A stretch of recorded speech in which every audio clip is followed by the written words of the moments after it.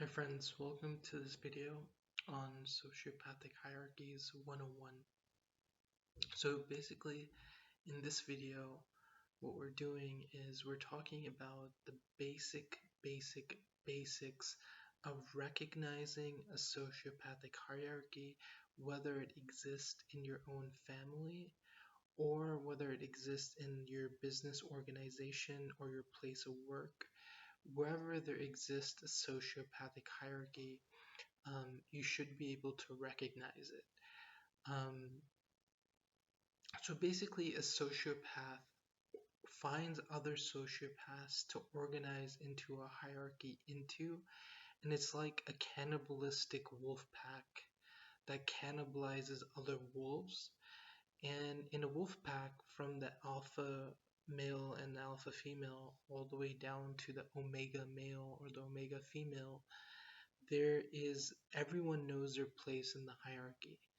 Everyone knows who's above them and who's below them, and the hierarchy as a whole, or rather the organization around the systems that are built around the sociopathic hierarchy as a whole, function in the interest of the highest member of the sociopathic pecking order, then the next, then the next, and then the next, down to the lowest.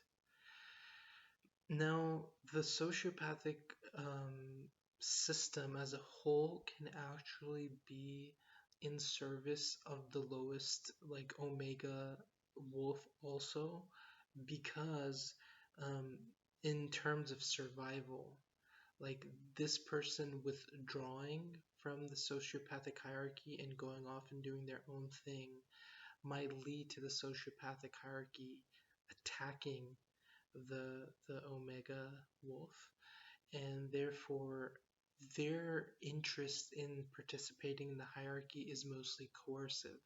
Whereas on the other end, the closer you are to the alpha couple or to the alpha, I think the female is alpha actually, in wolves, to the alpha female sociopath, the more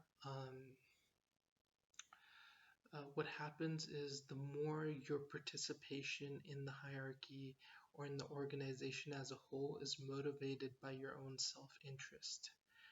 So you're rewarded for your participation, and the whole system is a mechanism to serve your own self-interest, whereas people who are on the lower end participating in it are mostly doing it out of fear. The top end is motivated by prosperity and reward, and the bottom end is rewarded by was coerced through fear. And if we take a moment, this is a very miniature. This can happen in families. That's the type of family I grew up in, where my father created a court. Basically, he created. It was our family, my mom, two siblings, and then my mom's two sisters, one brother, and one sister's husband. This court of 9 people, and he was like the top dog. He was the top sociopath, and he fostered codependencies, and I won't go into that. But basically, a sociopath will create a miniature cult. But then there's bigger, like my father, from the family he came from, my paternal family.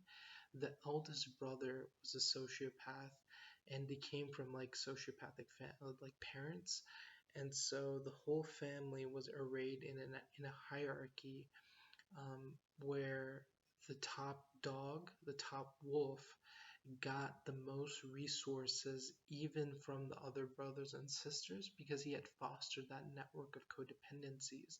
So instead of being like the servant leader or the servant big brother who took care of his brothers and sisters, it was more like he put them in place so that they could all contribute social capital to him and actual financial capital to him or the people he directed them to do so, to get indirect favors from, right?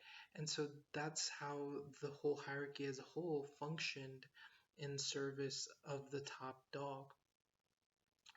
And the children of the elder brothers, so in our family, in the paternal family, it was the older brothers got the most, right?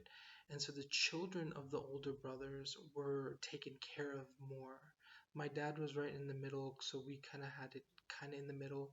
But then the more you submitted to the older brother, the more you accepted the injustice, the more you were willing to, you know, jack him off and get on your knees for him, the more or their wives were willing to accept the injustices that were going on, the more he favored those particular children. So resources were redistributed, so they all lived all over the US, mostly in Orlando, Houston, and New Orleans. The eldest brother lived in Houston, and he directed the redistribution of resources according to what he felt was most, whatever was most in political service to him. So if there was one younger brother whose children were really good to him, or accepted all the bullshit, then he would do them a favor by calling my dad to send money that way, right? And so this sociopathic person, and he had a good job, so it wasn't like he was always asking for money directly. He did sometimes, like for the children, like for his children, he asked all the brothers to give, like, $5,000 to $10,000 in gold for each girl getting married or something.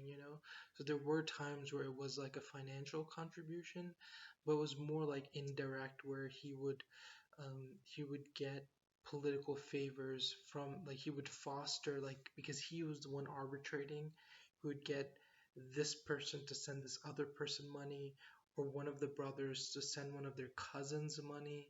And so, like, it would be this thing that he would be facilitating, and so he would use the financial capital of his younger brothers for political favor for himself. And that political favor, or that financial favor that he cultivated or garnered, was never used in favor of anyone. It was a gamble. If you worshipped him, if you submitted to his injustice, if you accepted all the tyranny that he enacted toward you, your family, your mother, in regards to my mother, was very severe.